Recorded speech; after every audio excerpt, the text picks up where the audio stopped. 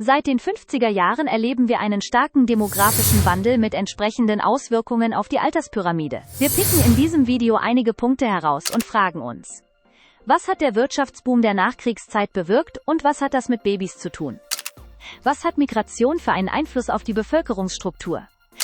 Warum hat eine ganz kleine Pille die größten Veränderungen in den letzten 100 Jahren gebracht?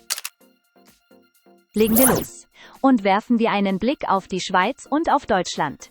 Einige Jahre nach Ende des Zweiten Weltkriegs begann ein großer wirtschaftlicher Aufschwung. Der Boom wirkte sich direkt auf den Lebensstandard aus. Die Menschen hatten Arbeit, es wurde viel gebaut, alle Industriesektoren florierten.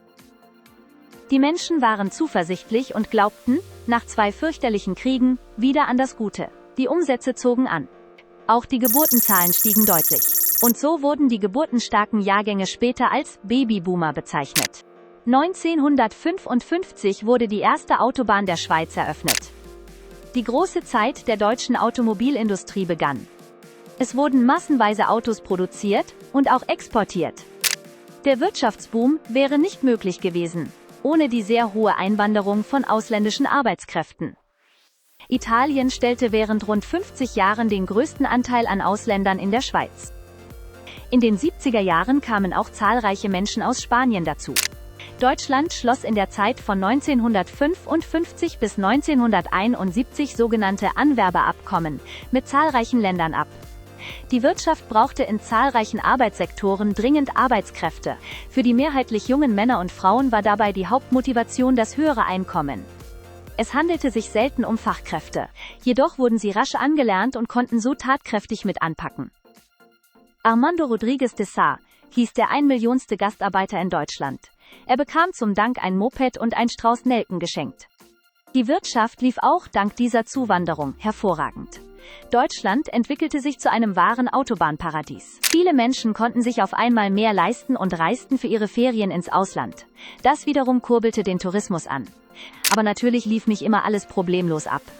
Max Frisch brachte es mit einem Zitat auf den Punkt: Man hat Arbeitskräfte gerufen, und es kommen Menschen. Migration und Integration wurden damals noch nicht auf die gleiche Stufe gesetzt. Erst Mitte der 1960er Jahre wurden die dauerhafte Niederlassung und der Familiennachzug teilweise erleichtert.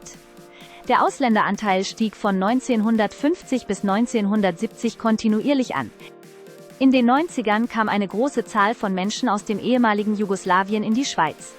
Ausländische Staatsangehörige sind im Durchschnitt deutlich jünger als die einheimische Bevölkerung, was bei stabiler Wirtschaft zu höherer Produktivität führt. Ausländerinnen und Ausländer haben zudem seit den 90er Jahren geholfen, den Geburtenrückgang zu bremsen. Besonders die Geburtenrate bei ausländischen Frauen war deutlich höher als bei Schweizerinnen. In den letzten Jahren sind diese Zahlen jedoch gesunken, was die Bevölkerungsstruktur beeinflusst. Heute leben viele Menschen der 2. und 3. Generation in der Schweiz. Für junge Menschen der 3. Generation gibt es unter bestimmten Bedingungen die Möglichkeit einer erleichterten Einbürgerung. Wir wollten noch klären, warum die Geburtenzahlen in Deutschland plötzlich so deutlich zurückgingen. In der Schweiz war das übrigens nicht anders, wie die Statistik zeigt. Die Geburtenzahlen fielen massiv. Der Grund ist die Einführung der Antibabypille. Dadurch gab es in dieser Zeitspanne deutlich weniger Schwangerschaften und natürlich weniger Geburten. Dazu kamen gesellschaftliche Veränderungen. In den 60er und 70er Jahren verschoben sich die Werte.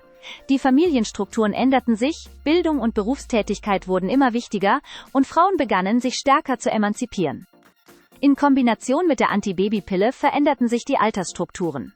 Weniger Kinder bedeuteten auch weniger Kindergärten, weniger Schüler und kleinere Schulklassen. Die durchschnittliche Kinderzahl pro Frau sank rapide von 2,6 auf 1,5. Im Laufe der Zeit hat sich die Familienplanung verändert, und Mütter bei der Geburt ihres Erstgeborenen sind heute im Durchschnitt älter. Das Durchschnittsalter einer Schweizer Frau bei der Geburt ihres ersten Kindes liegt heute bei über 31 Jahren. Früher wäre das nicht vorstellbar gewesen. Die 90er Jahre waren für die Schweiz wirtschaftlich schwierig. Das Wachstum verlangsamte sich, die Schweiz geriet in eine Rezession und die Arbeitslosenquote stieg erstmals wieder auf über 5%. Der Wanderungssaldo, also die Differenz zwischen Ein- und Auswanderungen, erreichte zwischen 1995 und 2000 nahezu den Nullpunkt. Die Babyboomer von damals sind heute Großeltern. Viele sind bereits in Rente oder werden dies in den nächsten 15 Jahren tun.